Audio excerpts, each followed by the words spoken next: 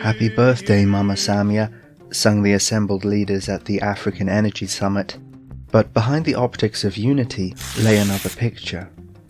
1,200 kilometers away in Goma, M23 rebels pushed back the Congolese forces to fighting in the city streets. The rebels were supported by the Rwandan army, and it was rumored Uganda. Meanwhile, SADC soldiers, South Africans, Malawians, and Tanzanians fought and died alongside the Congolese. UN peacekeepers were also killed. Thousands of refugees fled Goma.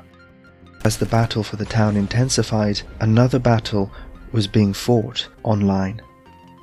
Goma has been taken, sung pro-Rwanda accounts. Pictures of Rwandan police arresting Congolese soldiers made the rounds. Congolese commentators claimed these images were AI.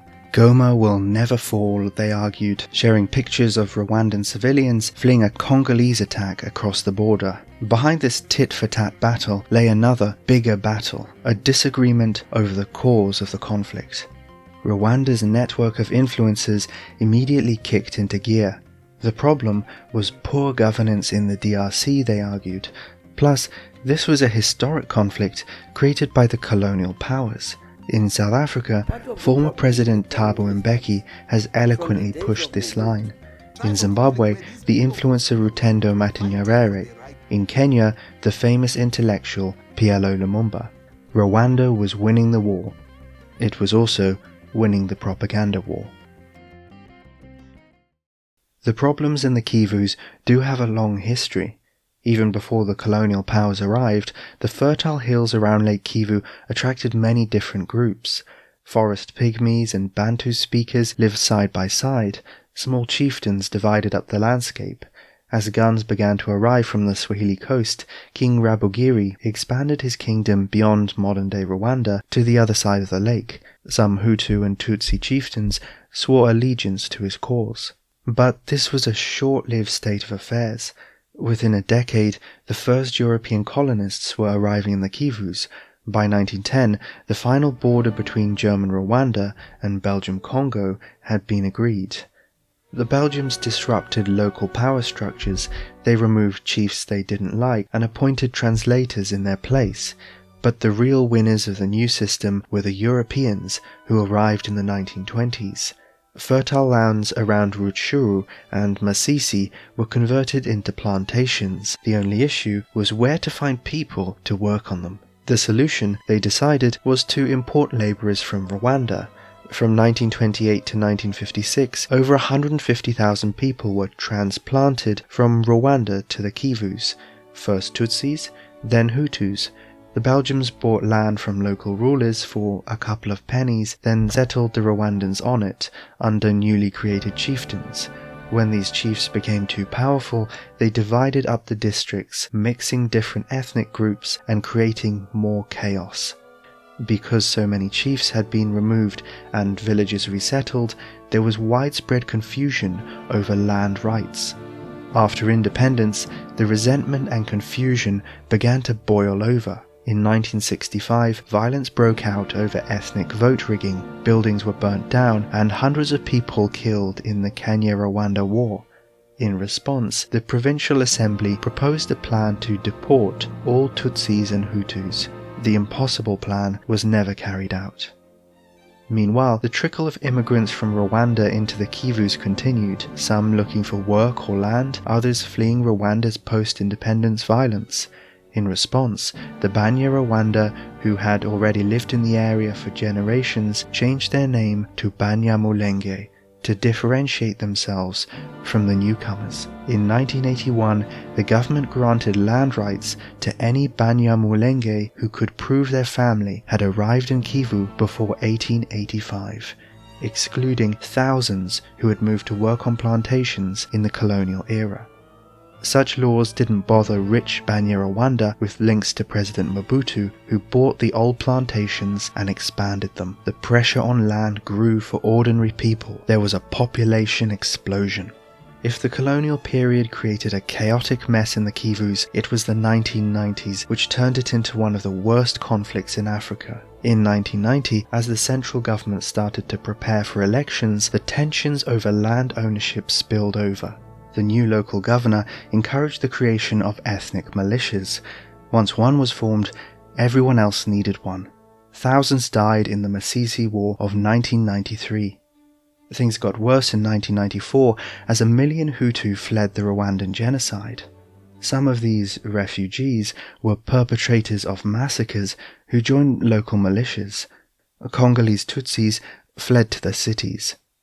By 1996, the First Congo War swept through the Kivus as the Rwandan-backed AFDL invaded and carried out reprisal attacks against Hutu refugees. 2 years later, an even more brutal conflict broke out. The Second Congo War pitted village militias, the Mai Mai, Hutu militias, and the Congolese army against Rwanda and its proxy army, the RDC. Cycles of violence and massacres continued long after the 1990s, like ripples in a pond after a splash. The 2003 peace process soon went awry. The RDC, full of Congolese Tutsis, was meant to become a political party. Its soldiers were meant to be integrated into the Congolese army. But some officers, like Laurent Nkunda, defected early on, preferring their networks of personal patronage. Rwanda immediately started funding these groups. Nkunda's militia would eventually become known as the famous M23, a group promising to protect the Congolese Tutsi communities around Rutshuru and Masisi. In practice, things were a bit messier and a lot more violent. The situation briefly improved in 2008 when DRC and Rwanda did a secret deal. Nkunda's rebels joined the Congolese army on the condition Rwandan forces could cross the border and attack Hutu paramilitaries. The March 23rd agreement was signed. The Hutu FDLR militia was decimated. 1 million people were displaced.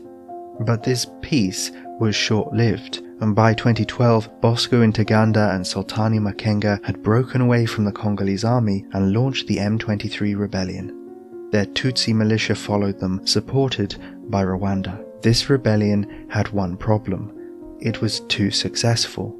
The rebels took the regional capital of Goma, raising their profile on the international stage. Widespread condemnation was followed by a swift military campaign, a UN intervention. The rebel leaders fled into the forests along the border or to small towns in Rwanda and Uganda. In 2013, a peace deal was agreed. M23 was over, or so it seemed. The Kivus remained unstable, full of refugee camps and traumatized children. Small outbreaks of intercommunal violence continued, but positive relations with Rwanda helped. In 2019, Felix Tshisekedi came to power in the DRC, promising to improve relations further. He invited Rwanda's President Kagame to his father's funeral. The two leaders called each other brother. But Rwanda and DRC were not the only players in this game. In 2021, DRC's state-owned mining company did a deal with a Ugandan company linked to Museveni. Minerals from the sites in Kivu would cross the border into Uganda. A new 300-kilometer paved road would be built going through Rutshuru, traditionally seen as an area of Rwandan influence. Uganda's army was deployed in DRC to protect the roadworks and given permission to attack rebels in the area. At the time, Rwanda and Uganda were engaged in a diplomatic spat. Suddenly, news emerged the M23 were back up and running again. Immediately, President Tshisekedi accused Rwanda of relaunching the rebel group. He cut diplomatic ties and began describing President Kagame as Hitler. Meanwhile, Rwanda has quietly done a series of arms deals with Polish and Slovakian companies. M23 are rearmed and stronger than before. They don't bother pretending Rwanda is not involved anymore. Soldiers in Rwandan uniform are often seen amongst the rebels. In the crazy world of international politics, Uganda has now shifted to side with Rwanda, whilst Congo has found allies in Burundi and South Africa. There are rumors of a potential DRC mining deal for members of South African President Ramaphosa's family. Alliances change, sides shift. This is the game of geopolitics. But there are always rules about what is and is not acceptable behavior. Unfortunately, after decades of chaos and war, the bar for acceptable behavior is very low in the Kivus. Everyone is just one disagreement away from funding rival ethnic militias and starting a regional war. But nothing is set in stone. More than 100 years ago, the Ngoni people migrated from South Africa during the Zulu expansion. They fought their way north, displacing more peaceful tribes until they settled, some in modern Malawi. The colonial government discriminated against them, recruiting Ngoni into the army. Other ethnic groups became civil servants. The Ngoni today still practice the same dances as their Zulu cousins. They are a minority in the country, but when Malawi and South Africa have a diplomatic spat, the South African government doesn't start funding Ngoni protesters, let alone militias. It's just not an acceptable way to play the game. There must be serious consequences for countries who fund rebel groups to gain a geopolitical advantage. Other commentators accuse foreign mining companies and Western governments of responsibility. Of course, these parties are not innocent, but at its heart, this is an African problem which demands an African solution. The question remains, do Africa's political leaders have the will to change any of this, to reset the rules of the game in Eastern Congo? Or are they just looking to benefit from the open wound, the continent's shame, Congo's unending war? For more information about international scholarship opportunities for Africans, you can check out Kupanda Digital Academy. And for more videos like this, like and subscribe to the Africa Review.